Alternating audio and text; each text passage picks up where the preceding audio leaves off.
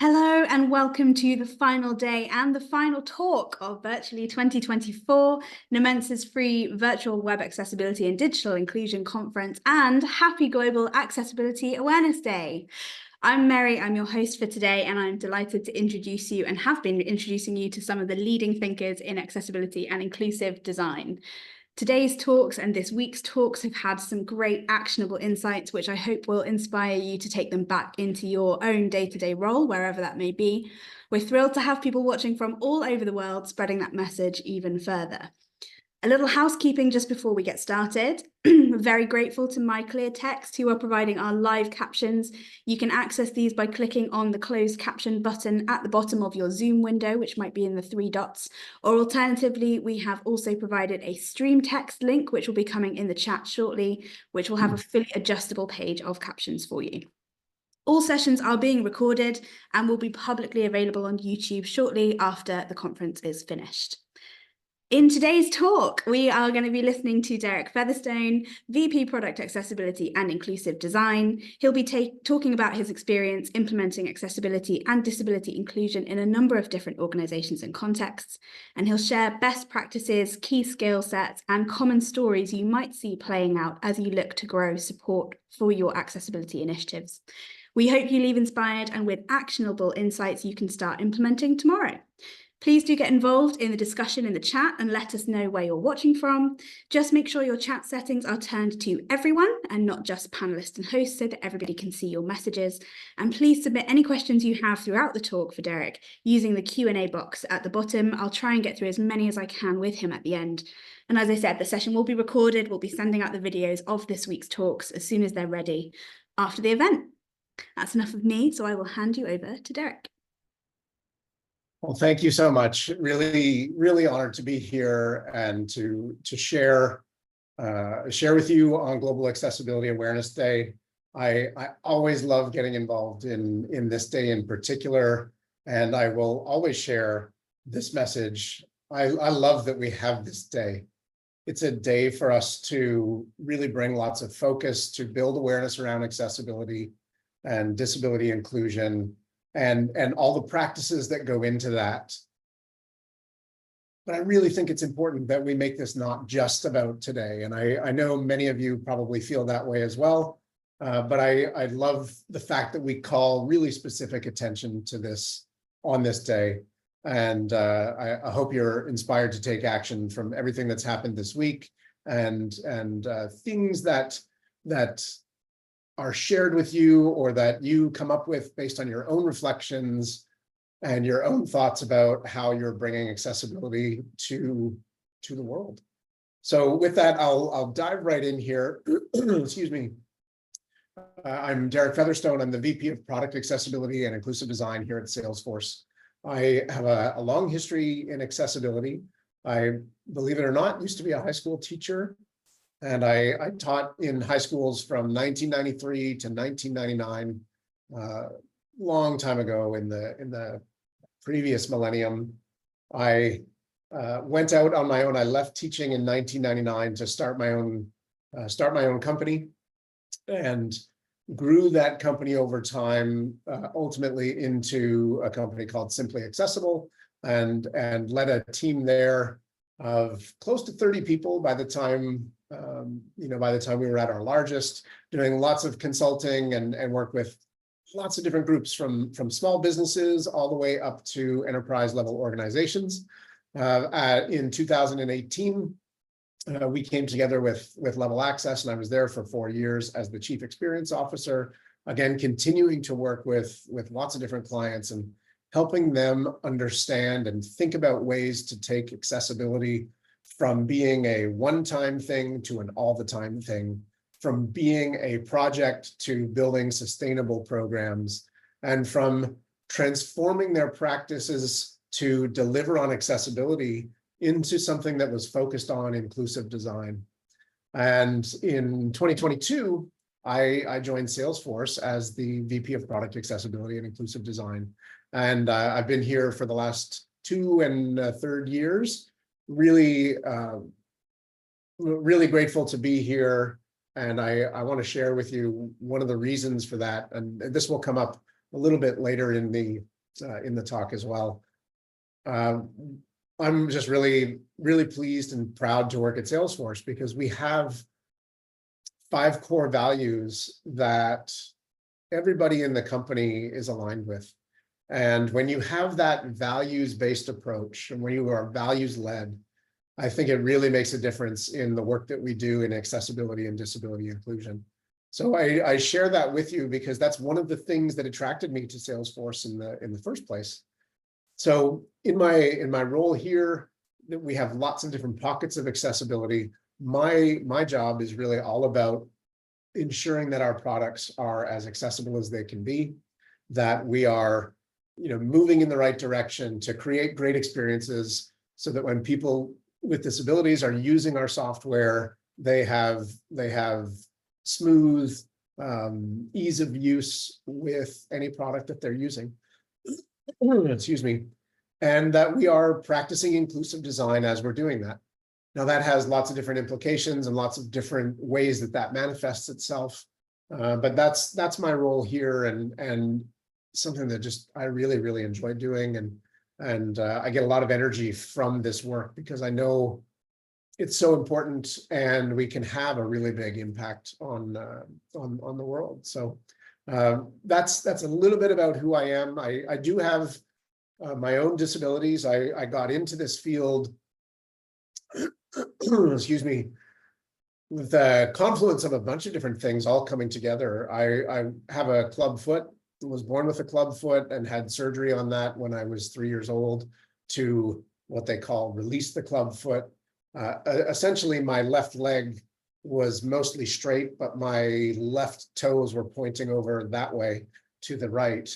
And they had to do once they did surgery, they released my club foot, and I was actually in a cast for quite some time to try to straighten out my foot and get my ankle sort of in a better position for walking and all the other things that I need to do.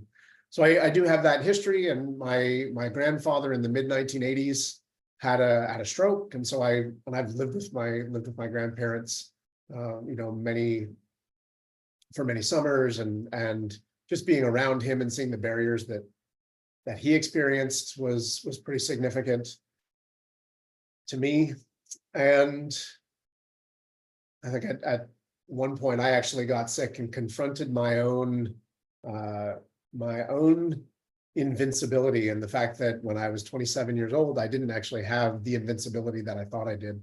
I was teaching, and this is part of what precipitated leaving teaching was my maternal grandmother had passed away, and 4 days later, the short version of the story is I woke up and the left side of my face was completely paralyzed and I had no idea what was going on. And it took me quite a while to recover from that. I couldn't see properly out of my left eye. My mouth was very droopy, and sometimes that actually still comes out. I notice sometimes when I am tired that the left corner of my mouth will sometimes droop a little bit, and that's just kind of a side effect of where I am. No lasting significant impact from that paralysis. It did go away after about 4 or 5 months, but it was something that really made me confront my own invincibility and the fact that I didn't have that. I was young, and of course I was invincible, and that just wasn't really the case. So bringing all of those things together kind of made it really natural for me when I got into the web and I left teaching, because it was 1999 and lots of people were leaving their jobs to become web professionals when the web industry was just kind of getting started. So bring all that together, and accessibility became my focus over time. I do have experience as a designer, as a developer, but the accessibility side of things and ultimately inclusive design really became a significant part of who I am and the work that I do. With all of that said, I want to move right into what I think is some really interesting things about accessibility and things that I have noticed over my 25-year career doing this type of work. And I'm going to start off with something. I have an interesting little twist on accessibility and the numeronym A11Y or A11Y. almost everybody is familiar with this, and we know that it's a short form for accessibility. But I want to add a little twist to it for GAD, and I think the 11 can be broken down a little bit. And so here's where I want to go with this presentation. This was a way of just organizing my thoughts on this. I want to break that 11 in accessibility, or in A11Y, down to 1 underrated skill, 3 key principles, and then 7 focus areas for you to think about as you are thinking about moving accessibility and inclusive design or disability inclusion forward at the organizations that you're working with, whether you're working in-house or whether you're working as a consultant, or you have, you're a freelancer. These are all things that I think hold true regardless of the size of organization that you're working with. So we'll start with 1 underrated skill. And when we talk about accessibility, there's a lot of skill and knowledge that's required, right? We have to have an understanding of disability, of accessibility principles, being able to apply those principles to your work. We have to know how to test. We need to be able to interpret test results. We have to diagnose accessibility barriers, come up with ways of fixing them, have recommendations. And we often need to find ways of creating tools that help us. All of those are really important things. But I think the most underrated skill when it comes to accessibility can be summed up in this one word. And I believe that it's influence.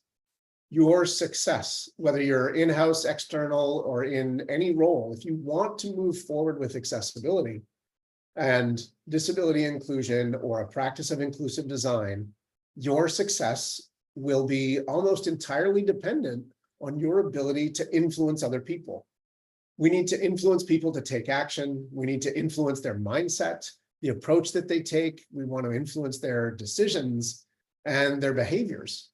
So you need to be persuasive. You need to be someone that can motivate people. You need to be logical.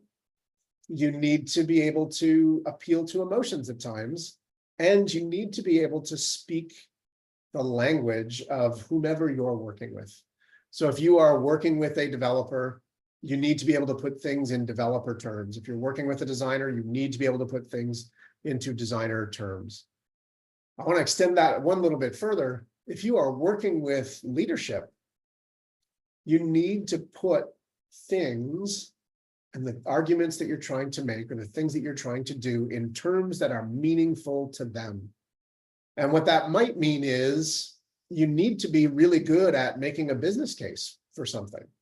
You need to think about not just talking to the developers, but if you're trying to influence at a higher level, you need to be able to think of and put accessibility in terms that engineering managers or managers of developers or heads of companies or decision makers, you have to put things in terms that mean something to them, right? And your ability to do that requires some real thought. And that's one of the most important things that you have as a skill, is to influence. And we'll dig a little bit more into this in a moment, but I really want to let you sit with that, because I think most people think their success with accessibility will come from their testing capabilities, or their ability to, their ability to quickly understand and convey requirements. At many levels, it actually needs to be much higher than that, right? You need to be able to influence, and that is critical to your success. So as we think about what influence means, I think there's 3 key principles that I want to tap into. And so, I think they're all going to be a little bit different than maybe what you think they are. So the first one is empathy. And I know lots of people have talked about empathy in relation to accessibility. We're often talking about it and thinking about it from the user's perspective. We need to be able to understand the impact of accessibility barriers on people with disabilities, whether they're using a site of yours or a product. And we share that impact with other people so that they understand, so that they feel it, so that they get it. And it's a little bit more personal to them. I'm not thinking about empathy here from that perspective. I'm actually talking about or thinking about empathy from the organization perspective. One of the most important ways that you can influence is by having a really deep understanding of the organization or the team or the department or whomever it is that you're working with. You really need to understand where people are on their accessibility journey. Not everybody goes through the same path from an accessibility perspective. Some people move through things at different rates, at different paces. And so you need to kind of understand where they are on their journey. Are they in the beginning? Are they in the middle? Are they nearing the end? Actually, that doesn't even make sense because it never ends. This is an ongoing journey. But you need to know kind of a little bit more about their state of maturity. You need to know about what motivates them to act. You need to know and understand their mindset. You need to know what's important to them.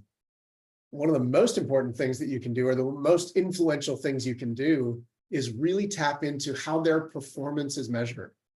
And when you think about how their performance is measured, I'll give you an example. An engineering manager or an engineering leader, they might be measured based on how much time they spend working on new features and innovation versus dealing with tech debt. And that's not exclusive to accessibility. That's actually maybe across the board. So when we think about that and we're making a case or trying to convince, say, some engineering leadership about this, about taking action on accessibility, one of the most effective ways is to look and see how they are measured. And if we know that that's a measure that, excuse me, a measure that they are judged by, then you can take that and actually use that to your advantage and say, all this accessibility work that we want to do actually helps you with this problem down the road of avoiding rework, of having to sort out bugs rather than working on new things. So that's what I'm talking about when I'm saying things like you have to be able to translate and put things in terms that other people understand. And I think I've felt this at varying points in my career. This is not just a Salesforce thing. I think most of us that are here probably all want people to take action on accessibility simply because of the values-based argument that it is the right thing to do. But we also know that that's not realistic. Lots of people don't act simply because it's the right thing to do. In today's work world, or in scenarios where we're working with nonprofits, everybody has lots of demands on them and lots of time constraints. And so we need to be able to find ways of helping people connect accessibility to the work and to the ways in which people are measured, so that we can work with them and show them how working on accessibility and investing in accessibility will actually help them meet their other goals. So we need to think about things from that perspective. And another layer of depth to this, I think, is understanding an organization and the way that they are thinking about accessibility based on their maturity. I think most organizations fall somewhere between very compliance-driven from an accessibility perspective on one side of the scale and very user experience-driven on the other side of the scale, right? We're heavily driven by compliance versus we really want to make things work well for people with disabilities because it's important to us, and many other reasons. Not just that it's important, but we believe in this fundamentally. It's part of our values. Those things are, if you put those on each end of a scale, I think most organizations are kind of on a slider somewhere in between the two. So you might find that nobody is 100% compliance driven or 100% experience driven, but they might be much closer to the compliance side than they are to the experience side, or they might be much closer to the experience side than the compliance, or they might be somewhere in the middle. You need to be thinking about that. And excuse me, I think there's a really important reason for that. When you want to make change and you want to influence, when you want to provide feedback, you need to be ready and able, the people that you're working with need to be ready and able to receive the feedback that you're about to give them. And the reality is that that doesn't always happen. I remember working with organizations in the past where I didn't understand who they were. And I was young, I was in my early 30s. And I remember going into a federal government department, and I had in my mind that I really wanted to come out of the gate strong and show them an example in their own work where the interface that they had created met all of the WCAG guidelines. It met all of the success criteria technically. It was technically compliant. I wanted to show them how that meant that this particular interface worked well for a screen reader user, but that it didn't actually work well, or didn't even really work at all, for somebody that had low vision and was using a magnifier. And so I went in there kind of really excited about this. I'm going to totally change their mindset. They're going to see things differently, and they're going to be on board with, wow, we know we have work to do. This really gives us the right direction to move in. It was a great intent. It was a great thought, but I didn't really understand where they were in their journey. They had just spent, that particular government department, the context that I didn't understand or didn't know was that they had just spent the last 2 years investing thousands and thousands of hours into making all of their work technically compliant from a WCAG perspective. And so what I was going in there and doing was actually kind of almost incendiary. I didn't understand where they were coming from. I mean, I understood what they did. I understood their department, but I didn't understand the journey that they had been on. And had I understood that a little bit better and understood where they were on their journey, I would have recognized that they were not ready for that feedback. This was the very first meeting that I had with them. And I put my need to make a splash ahead of my need, or their need, to trust in me. I had not spent the time to really build that trust. I had it with the one person that was bringing me in. I hadn't built that trust with the entire organization, or with many of the decision makers. And so what I was doing was effectively invalidating all of their work in about 3 minutes of a demonstration. And I would have approached that completely differently now. So that's the kind of thing that I mean when you need to think about and have empathy for the organization and where they are, and are they ready and able to receive the feedback that you're about to give them. I'll share one other thing. I think this is one of the mistakes that I made early in my career. Again, probably mid-30s by this time. We were late 30s by this time. We were working with a new enterprise customer, and we were trying to kick off this engagement really well. And again, coming in, really wanting to build some alignment with the team that was working. There was about 100 people in the room, and we were talking about different levels of accessibility and what that actually means. What does ease of use mean? What is something that is actually delightful to use? And I used this analogy that I had seen at some point in a book. And it was, do you want a Yugo, a Toyota, or a Porsche? And the Yugo, for whatever reason, I think that car has the reputation, they no longer make it, but it has the reputation of being like the worst car ever made. Really, not that, not a great solution, but it's still technically a vehicle. It's still technically a car. My thinking on it was, I'm presenting 3 options. Of course, they're going to choose the middle option. And that was because I think I'd read that in a psychology book at some point, right? On if you provide 3 options, most often people will go for the middle. The highest ranking stakeholder in the room, that person's immediate reaction vocally in front of 100 people was definitely a you go. And suddenly we were doomed. After that point, it was literally impossible to get the people in the room to be thinking about driving towards creating great experiences for people with disabilities. And again, that was all because I didn't really think about or understand that organization at the time. So I think it's really important for us to be well tuned in to the organization that we're working with and how we're working with them. Empathy is absolutely key to that.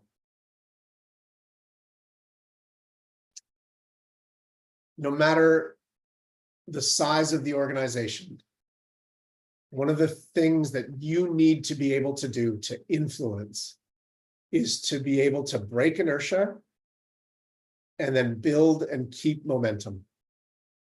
So the more that you can methodically look at the organization, understand its current state with respect to accessibility, and identify areas of inertia, the better off you will be. So I like to think of, and this is very physics. I was a science teacher, so I'm of course going to go back to this. A body at rest will tend to stay at rest, and a body in motion will tend to stay in motion, right? And that inertia from something not moving can be really difficult. There's some friction or resistance that prevents something from moving forward. But once we get something moving, it's actually easier to keep that moving. When you think of pushing somebody on a swing, you push at just the right time to make that person on the swing go higher, right? And that's all about momentum. So really important for you to be able to do this is to identify inertia. Inertia usually happens for 3 reasons. The work hasn't started, it has started and then since stopped, or maybe even gotten worse or regressed, or you were making steady progress, but now it's at kind of a plateau. And so in all of those cases, that is all about friction or resistance that is either preventing you from getting started, or that has slowed progress over time or kept progress very even. So some examples, if you think about this is an example of inertia. A team had an assessment or an audit done, and despite their best intentions, the accessibility issues have been in the backlog for 18 months with no action. Or maybe there's a team that was making great progress. They were doing all the training that they needed to. Their team members were getting up to speed. And then suddenly there was some turnover in management. They have a new leader. There's some budget cuts. And that leader decides that the right thing to do is to pause all training for 6 months. There's another example where we've suddenly come to a stop. We might also look at a group of really passionate developers. They start using an automated tool. They start using that to test for accessibility, and it starts scanning code repositories. It does unit tests. They write a getting started guide. They have a set of instructions, and they share that with the rest of the organization.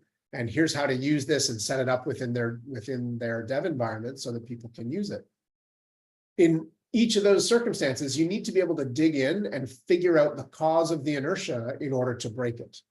Once you recognize inertia, you can do that work, figure out why they're at a state of rest, and then figure out how to break it. So if there's something like no progress on the backlog, you need to figure out why. Well, in lots of cases, there's no progress on the backlog because there's 267 issues. The team estimated that it was going to take 4 developers a full year to fix them all, and suddenly nothing happens. So there's a way that you can break inertia, and this is not the only way to do this, but I'm sharing it with you as a way to kind of handle that scenario. You can break inertia by carving out a slice of, say, 10 or 20 issues, and then see how many that you can make progress on or solve in a single 2-week sprint with maybe 1 or 2 people. Maybe it's part of their time, maybe it's all of their time. But what that does is it gets you out of this world of the theoretical where, oh, it's 267 issues and 4 developers for a full year. And it gets you into the world of reality, because that single sprint will actually help you validate or invalidate the estimate. And it forces the team to taking a step forward. So, and they might actually learn that it's going to take only 2 developers 3 months, half time to fix it. And that helps them, with the mental mindset that, oh, this is totally solvable, we can do this. They might also find out that it is going to take them a long time. But once you've got that estimate either validated or invalidated, you're now at a point where you can have a more informed conversation with leaders. So I think that idea of taking a small slice of something, see how successful we are, that's a really great way to break inertia. Momentum, on the other hand, is all about finding ways to keep the flywheel moving, right? To establish momentum in the right direction and keep things going in the right direction. So when you're seeing progress, let's at a minimum keep that progress moving forward. And if you can, find ways to build on that momentum. So here's a couple of examples of that. So after 6 months of working in some accessibility requirements into a definition of done, after 6 months and we get successful with that, that's the perfect time to say, okay, here's the next wave of things that we're going to add. You're all doing really well with this.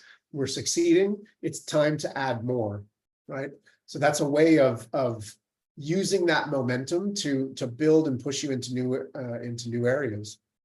Another great one, getting a few teams to start doing all of their demos with the keyboard, whether it's sprint demos, any functional demo to literally anybody in the organization. It could even be a sales demo. You could make sure that for a couple of those teams, they are always doing those demos with the keyboard. Just straight up, that's it. We do demos with keyboards, and this is the team this is the team or 2 teams or 3 teams that are going to pilot this. And then we see the results after, say, 6 months, and we see that those teams now have no keyboard related accessibility issues in production, but other teams do. Not only can we celebrate the success of those teams that did a really great job, we can also help them tell that story. And I say we, it might be you as an individual, it might also be the team that you're working with. We can celebrate those successes and then help them tell the story so that influences other teams to do the same.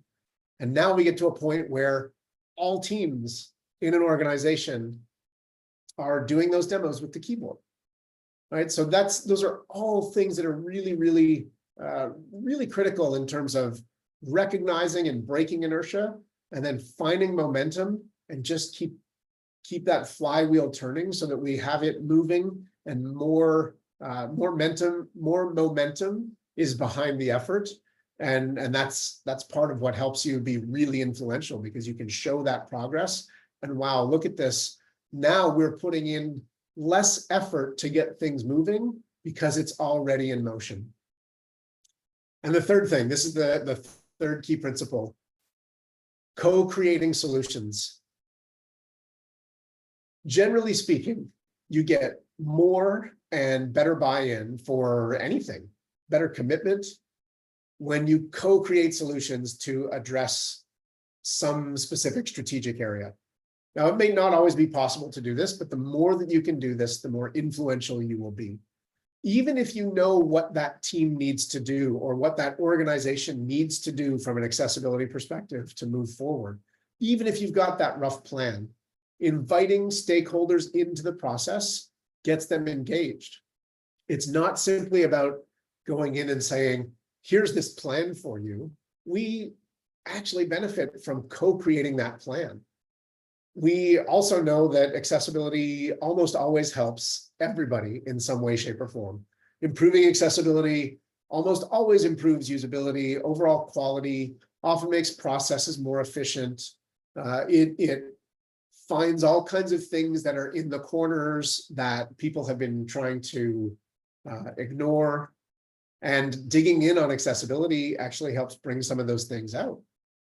So connecting accessibility to other teams' goals is a great it's kind of a great way of galvanizing people around the organization to share in that success. So if you think about building accessibility in from the beginning, we know that that's the right way to do it. We want to build things in, not bolt them on. We know that that means lots of efficiency down the road. We don't have to go back and add it later. There's less rework.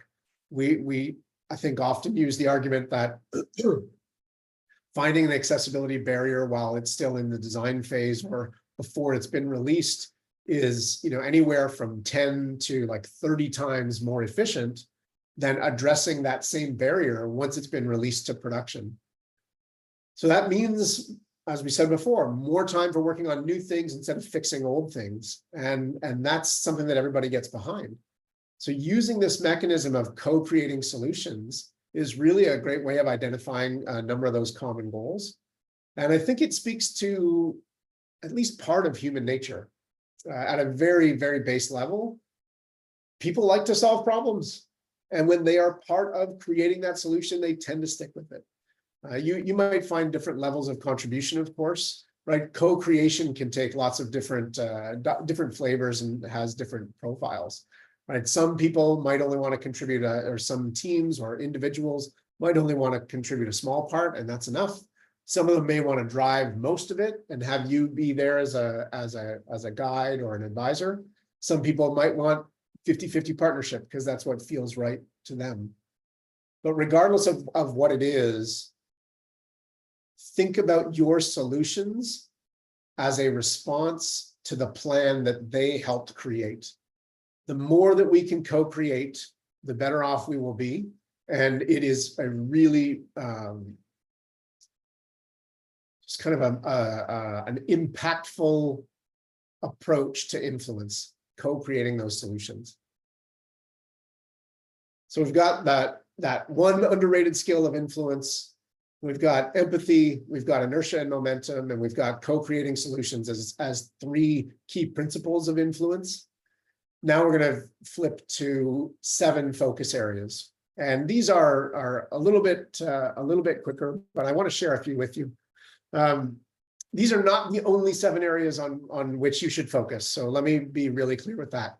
This is simply a list of 7 areas that I've come to realize over time that are important to focus on.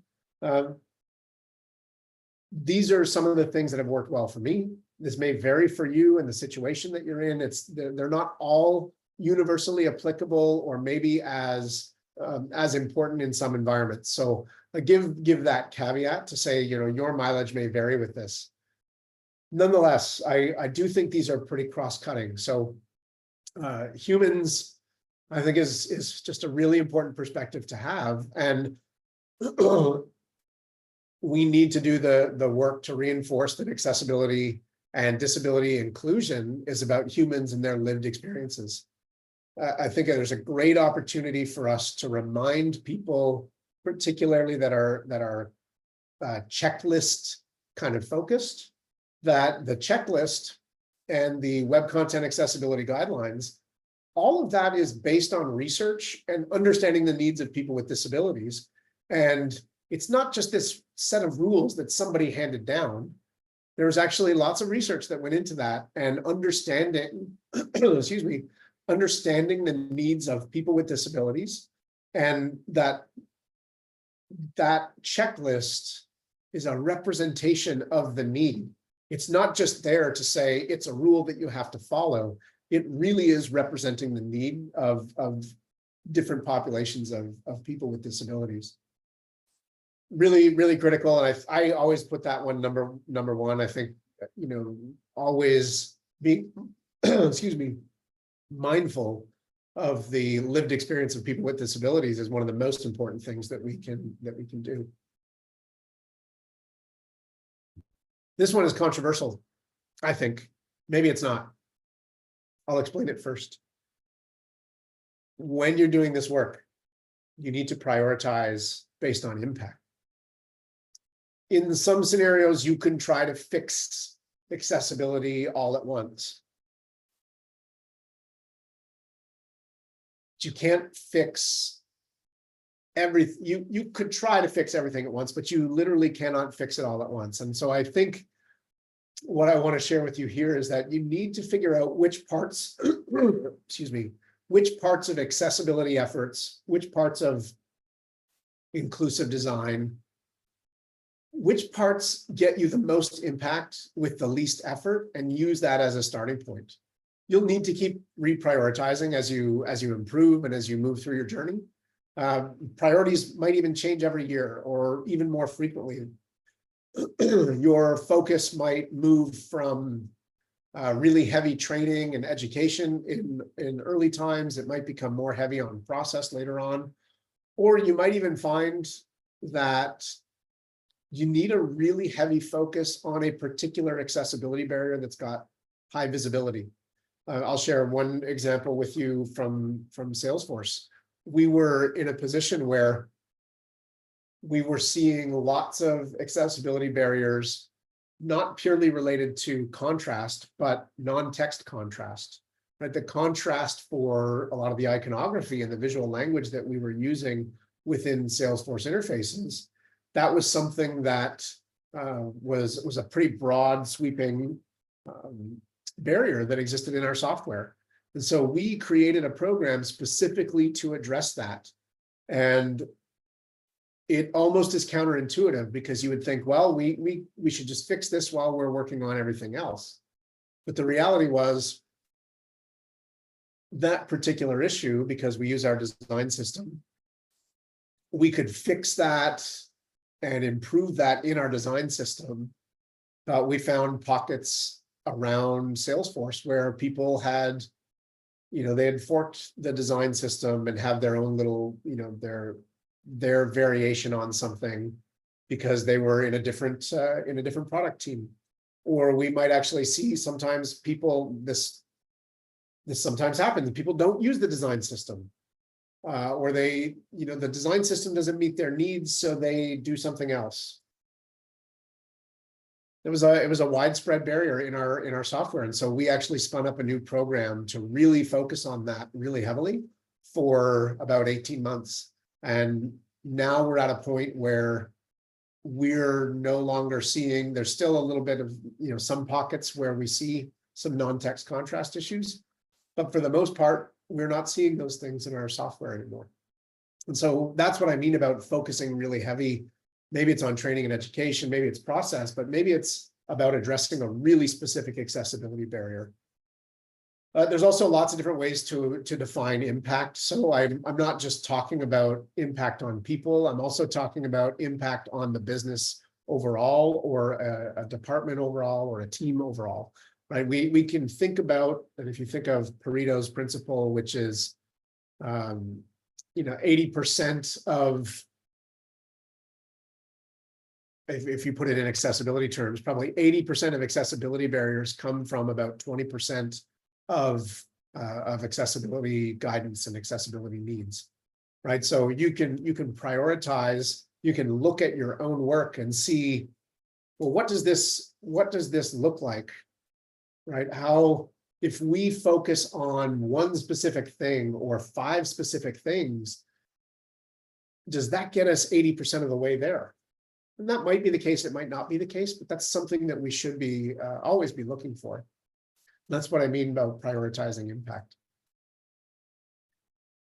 There's I think this is something I really didn't understand very well.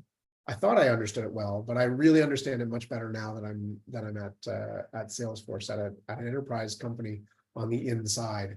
And this is scale.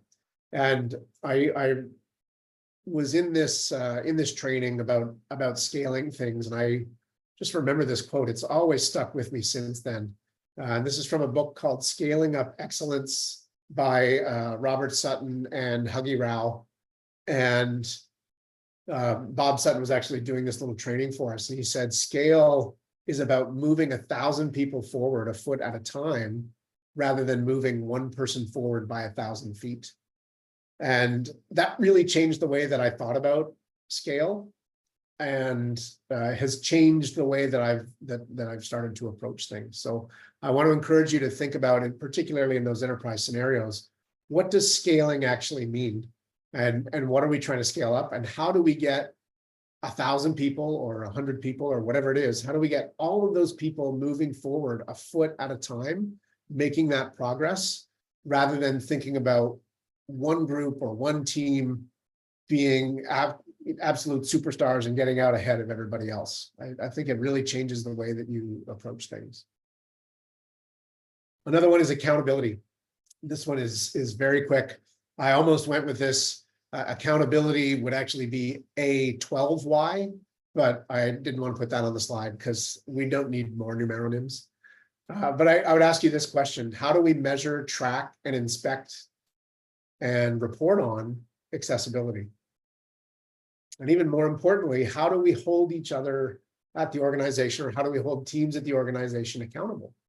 And I know that's something that we talk a lot about at enterprise scale, but building that accountability into the process, right? There's some built-in accountability. When I was talking about doing keyboard demos before, there's built-in accountability because people need to do that in front of their peers. So if they are demonstrating that in front of their peers, in front of their manager, and we know and have set the expectation that everything should be keyboard accessible, we've got an accountability mechanism built into the process. And that's the way that I think we need to be thinking about this. There's also a set of essential skills, and that might vary from place to place. Almost everybody always says accessibility is everybody's job. Absolutely true. But you do need to define that within some limits. If you have 150 engineers at an organization, do they really all need to become really good and expert level accessibility testing? Maybe, but also maybe not. And so I think when we're thinking about essential skills, we need to really drill down and again, prioritizing based on impact, figure out what things are essential and start your enablement and education there. You might find that the most essential skill that every engineer needs or every developer needs is, excuse me, the ability to do a great job with keyboard testing so they know whether or not their interface worked with the keyboard. You might find that the essential skill for designers or UX folks is not about being able to do the keyboard testing, but being able to recognize in their mock-up or whatever prototype they're creating, which things need to be keyboard accessible and what an efficient way is of building that keyboard accessibility in. Sometimes it's not just the tab key. Sometimes it is about tabbing to a thing and then using arrows within that widget. So those that's what I mean by essential skills. If you boil it down, what is the one skill? What are the two skills that people in each role, when they pick up those skills, it paves the way for your success. So identifying those essential skills is critical. I've also noticed this at scale as well. We want to find ways to incorporate tools into the process so that you get their benefit with as little effort as possible. And I used to be, back in the day, we were all really proud at our company that we didn't use any automated testing. And we thought that meant, something was, it was a high quality assessment that we did because it was all done by hand. And I get that. I know how I was trying to position it. But as I look at it now and I'm at, working at a different scale, we absolutely must have tools. We really need to have those tools to help us get benefits with as little effort as possible. The final one, I think this is really, really important. We have to celebrate. We often hear things in the tech world like fail early and fail often. I think in particular with accessibility, we know that our work in accessibility and disability inclusion and inclusive design, this is challenging work. It is hard work. It is physically and can be physically and mentally exhausting. And so I like to think of it as let's win early and celebrate often. And I think that's a really important perspective to have. I think everybody deserves cake, right? we should have cake, and we should find ways of marking the successes that we have, and we should be able to celebrate in meaningful ways that really mark the milestones and recognize the impact that you're having on the organization that you're trying to influence. So with all of that, that is a quick tour, and I know that that was a lot. I hope there's some questions. This is not like a proven magical framework that suddenly makes everything accessible, but I do think it's a useful way of thinking about what our jobs are, and this can actually help us be really effective and efficient in doing our jobs. So I will pause there. I'm going to take a sip of water, and very happy to have about 10 minutes for questions. Thank you so much, Derek. That was super insightful. You have some incredible experience. I'll take a second and let you get your voice back for a minute. I really loved those three key principles. My background is in branding, so I love the idea of having like those few driving things that everyone can remember and hold on to. So I really enjoyed that. I'm going to take that back to the team as well. Anyone else who has questions, we have got a number to get through, but if you've got some, now is the time to put them into that Q&A box at the bottom. But I'm going to kick off. We've got a couple of Salesforce specific ones first, which are hopefully relatively straightforward. The first one is, what levels of accessibility does Salesforce adhere to? Yeah, thanks for asking that. Publicly right now, we're committed to WCAG 2.1 AA. I can't promise you when, but we are in the process of working internally to figure out when we will announce our that we're aiming for WCAG 2.2 AA. That's a process. It's also, it's not something that you can just flip a switch and say, oh good, we're at 2.2 now. So we want to be thoughtful and intentional about that. And I will share, the Salesforce ecosystem is actually quite large, right? Lots of Salesforce implementations that are out there are not just straight up out of the box Salesforce. They are things that have been heavily customized and built upon. And so accessibility within the Salesforce ecosystem is complex, given that we've got lots of partners that need to build on top of our software. So our goal is, we're going to do our job to make sure that the foundation is accessible, so that people can build accessible things on top of it. And we're always in a state of, we always know that there are things to improve on. So we're making significant improvements and feeling lots of progress on some of the things that have been, known to be accessibility barriers in some Salesforce things for a while. So that's I know that was a very simple question. I answered it with actually a number of things. No, that's great. Okay, so the next one, which is the other Salesforce specific one, is, do you require Salesforce implementation companies to understand accessibility when they qualify to become an implementation company? Yeah, that's an interesting one. I appreciate the sentiment behind it, because I think there's something there. We don't really recommend, and there's no like, hey, here's a qualification process for becoming a Salesforce vendor. At least now I'm saying that maybe there is, and I'm not aware of it, but we do have conversations with Salesforce implementation companies that, to make sure that they are, doing their best work from an accessibility perspective. We need to partner on it. An interesting thing, I think, is, how does this work in the entire ecosystem? We can't, we're not in the business of vetting other, our customers' decisions on who they go with. Mm-hmm. Right. So that's kind of up to them to work on that. But we are making some changes. Like, we now have within our the Salesforce App Exchange, for example, we've actually got accessibility tagging in there, so that when a third party puts an app into Salesforce's App Exchange, they can actually say, they can make a conformance claim. They can say this particular app meets this WCAG this WCAG at this level. Yeah. And so we're starting to build that in to address kind of the entire ecosystem. And we still have work there to do there as well. But yeah, that's some areas where that comes out in the ecosystem itself. Nice.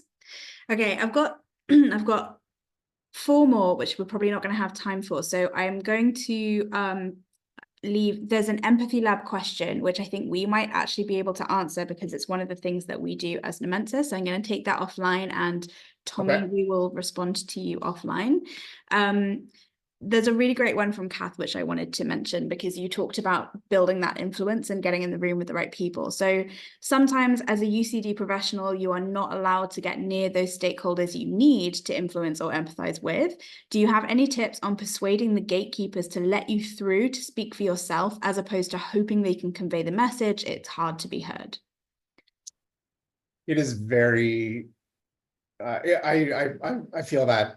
I know what that's like. I think depending on where you are, right, and what role you're in, and there's a lot of caveats around this. So I will say, for example, my job is to engage with those stakeholders. I have to find a way through that. Sometimes what that takes is, and again, I'm not sure, of Kath's exact position and where, but I think this is, the folks on my team, they rely on me being influential and getting through and connecting with that stakeholder. So I'm there to represent that need. Right. And my manager, amazing person, Paula Goldman, her manager, John Stormer, amazing person. They do a great job of advocating with other executives at the company. So when it comes time for me to do stakeholder engagement, it's a lot smoother than it is rough. And I think that's a really important piece here. Nobody should be left to do that influencing on their own. We should be, aligning with our management chains where they exist. I know some people are maybe a solo professional or a solopreneur, so it's maybe a little bit more difficult, but aligning with your management group to actually help you influence is one of the most effective ways to be able to influence stakeholders. Nice. Yeah, we find that a lot as well. So sometimes it's about finding those people who can help you get in the right place. Sometimes it's also providing those people with the right evidence, because if you're relying on somebody who maybe isn't as much of an expert in a particular area, obviously we're talking about accessibility here, but it might be other UCD things as well, because we have to deal with both. Sometimes it's giving them the evidence so that you can help them build that business case and deliver a compelling narrative to the right people. So like doing your part, even if you're not able to be the one in the room in that case, it's a really good tip. Okay, final question before we sign off here then. I'm sorry we haven't quite got through to everybody, but we are pretty close. So here in the US, the Department of Justice just issued new rules that require governments to meet WCAG 2.1A and AA criteria. Any advice on how to prioritize all of the barriers we have to fix in the next 2 years? You got 60 seconds. I would still focus on prioritizing by impact. Yeah. For example, we know that, and I know it's not going to be as simple as I'm going to make it here, right? So getting that out of the way up front. We know that keyboard related things, for example, are beneficial to almost everybody with some type of disability, right? Keyboard usage is just so fundamental. Prioritizing keyboard, prioritizing based on your screens and which ones are the most, most important in key jobs to be done or user task flows. By prioritizing that way, there's a few different ways that you can prioritize. If you're a forms-heavy interface, wow, you should get your forms absolutely bang on as quickly as you can. And I know that doesn't give you, hey, how are we going to do everything in 2 years? But I would literally say, look, you have a lot to do. Take a slice. Let's do that slice and use that to figure out how to prioritize the rest. Yeah. I think that that gives you prioritization with evidence rather than prioritization in a theoretical vacuum. Nice. And just to add to that, the final piece I'd say is if you need to bring in somebody who can help you with that prioritization, so you bring in a Derek, bring in a Nomensa, bring in any of the other experts we've spoken to, everybody really this week has been somebody who could help with that prioritization. We've all got various lenses of experience on different levels of scale and different kinds of organizations. So that prioritization piece is often the most useful place to bring in external help, because it can just be that objective party sometimes that helps like zoom out of the picture a little bit. Okay, we are going to have to wrap things up there, but thank you so much, Derek, for giving us your time. This was incredibly insightful. Thank you everybody else for joining us for this year's Virtually conference. It has been, on a personal level, incredibly inspiring. I hope that you will join us for more webinars and talks throughout the year. We have lots going on outside of the conferences as well, so do keep in touch on the Nomensa newsletter, because there's loads going on. And just a reminder that if you're watching this, accessibility awareness, as Derek said, isn't just today. Best of luck on your own journeys with accessibility and inclusion, because together we are making tangible difference to people's lives. Bye for now.